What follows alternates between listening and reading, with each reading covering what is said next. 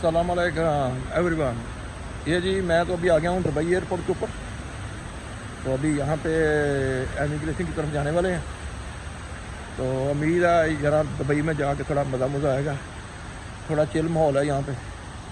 तो देखते हैं क्या होता है, लेकिन है बेस्ट। ये आपको दिखा रहा हूँ यहाँ पे।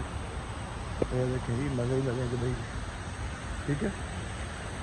इस वजह से मेरे पास ज़्यादा लगेज नहीं है। ये देखें छोटा सा लगेज है। तो अभी ये है कि मेरे पास ज़्यादा सामान नहीं, बाकी मैंने बुक कराया हुआ है। तो ये जो है मेरे पास छोटा सा सामान है, तो इसको बस देख के चलते हैं कि आगे क्या करना है, क्योंकि अभी फ़्लाइट में काफ़ी यानी कि घंटे हैं। और मैंने सोचा कि चलो थोड़ा सा यहाँ पे दुबई में ट्रैवल करते हैं, दुबई के सिटी को देखते हैं कैसा है।